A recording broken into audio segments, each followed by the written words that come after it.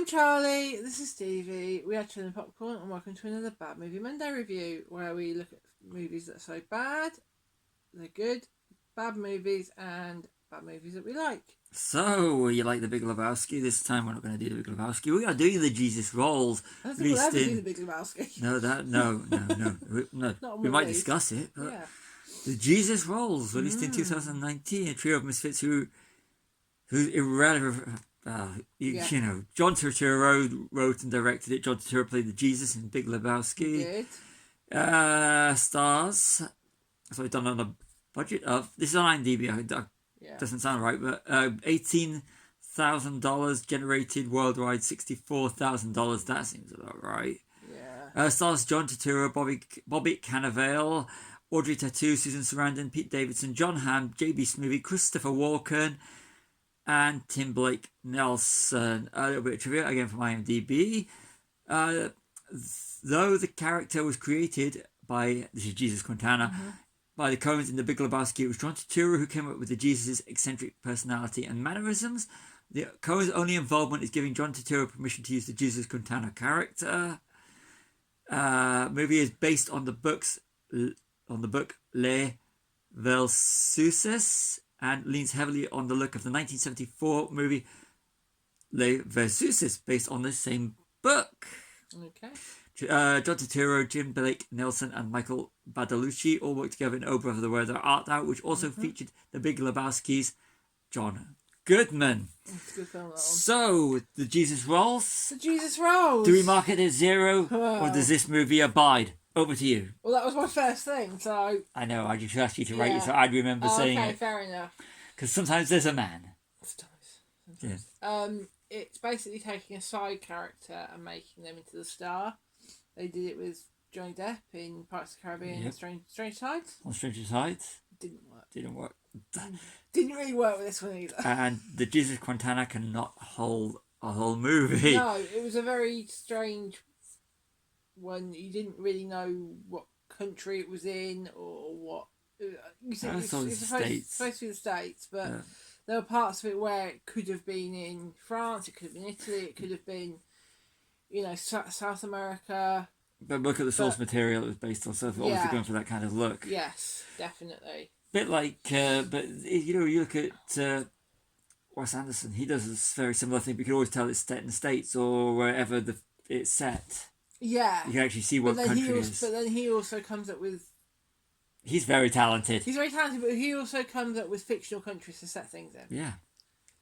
Yeah, if you want to make it look like a country, but it's not quite a country, but you can't use that, or you don't want to use that. This is sort of a Big Lebowski. Yeah. So it's set in the Lebowski universe. True. And on the Big Lebowski, did they get the cast because they thought it was going to be a Big Lebowski sequel? It likes the Susan Sarandon and Christopher Walken. I thought, okay, in something related to Big Lebowski, and John Turturro, he's a great actor, so him directing it probably thought, it can't be happening. We're signing up to this. Yeah, definitely, yeah. And again, it's got a lot of quotes in the Big Lebowski. It does, and it makes you realise you should be watching the Big Lebowski instead. Doesn't it? Yeah. I really wanted to enjoy this film. I mean, I really did. We bought it digital because I really wanted to enjoy this movie. Yeah, we wanted to see it. We didn't see it. I didn't get any release. But as soon as it was available, I bought it. So disappointed. Yes. I was really disappointed. But we'll get into that in a bit. So 25 minutes in, and it seems to just be a series of set pieces. One set piece to another, where you change car to another set piece, change car to another set piece. Or not even change car, just change location almost, isn't it? And there's no same location for no. And it's kind of like the whole that is Yeah. Making love, again. Yeah. Half an hour in, it turns into a 50 Shades of Jesus Quintana. Something. I can't even say 50 Shades of Grey because it's not that type. It's not that type, but there's a lot of erotica movie. Yes. An erotic movie. Yeah. Again, probably French. Yeah. Influence. But I found it to get a bit repetitive. It did, yeah. Yeah, and you have to wait 40 minutes before the Jesus actually rolls. Before he bowls, and there's only about one scene in the bowling. Yeah. So we'll call it the Jesus rolls. You call it the Jesus roll, one bowling alley scene. Yeah. And, you know, it wasn't. It goes. And this is one of the things. It's mentioned at the beginning that he did bowl. Yeah.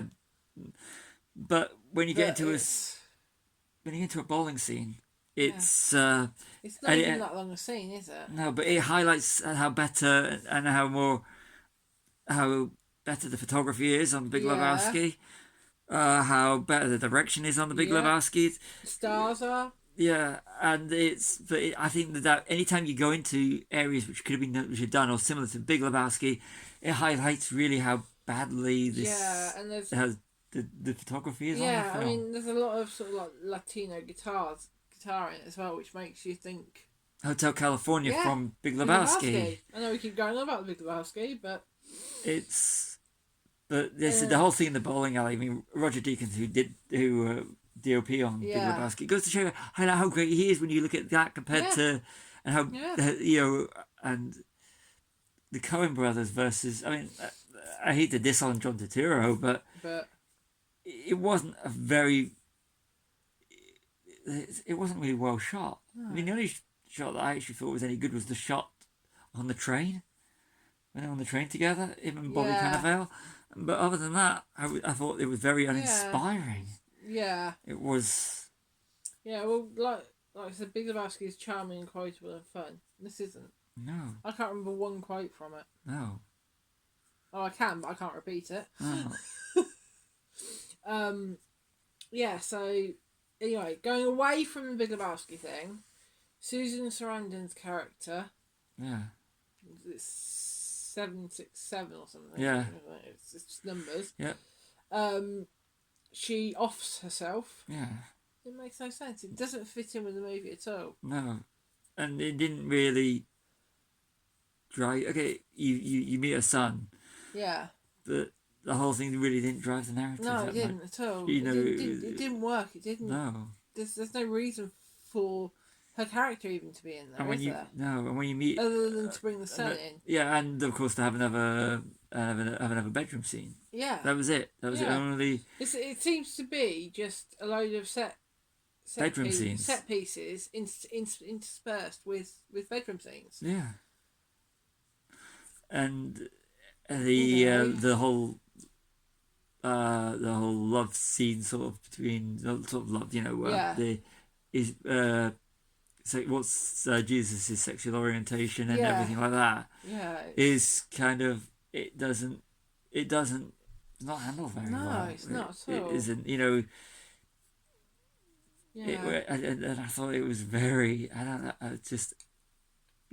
none of it was handled very well. No. I just thought it wasn't even shocking. It was just not very handled well and kind of boring actually. After a while, it got repetitive. It did, yeah.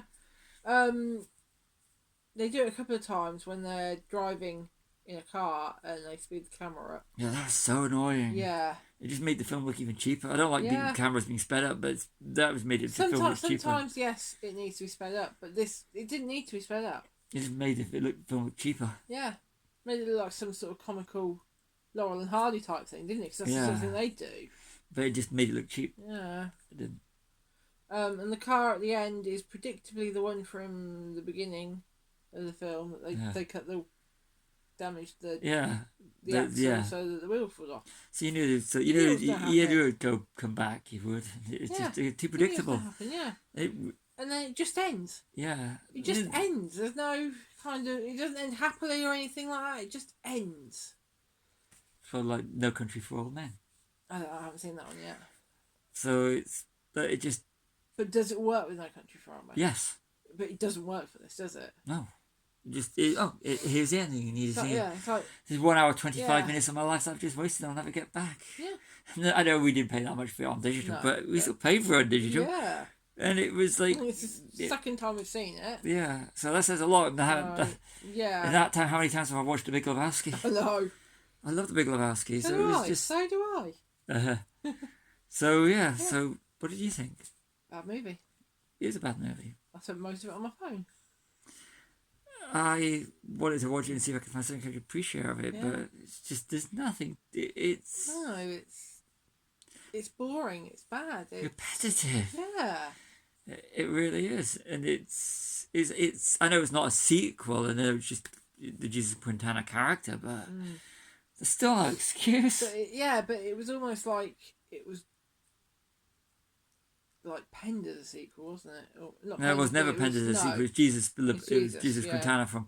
It's kind of like I'm so glad that John Goodman and Jeff Bridges didn't make an appearance in it. But then you have because it's Jesus and there's bowling in it, and it's like once in bowling, you kind of maybe half expect to see them in it in the bowling alley or something. But I'm glad they didn't because it would if the dude and Walter would be in it, it would, or even The Stranger, it would legitimize it as a sequel, which it's not a sequel, but it's not. And even I thought, the Jesus Quintana character, when he's on screen in The Big Lebowski, he's good. He's funny. But he should have just, John Turturro should have just left him as the one scene. It works as that. It just Oh well. So that's what we think of this one. We agree for the first time in a while. Yeah. So over to you with the sign off. So I've been Charlie. This has been Stevie. We are Chilling Popcorn. Like and subscribe.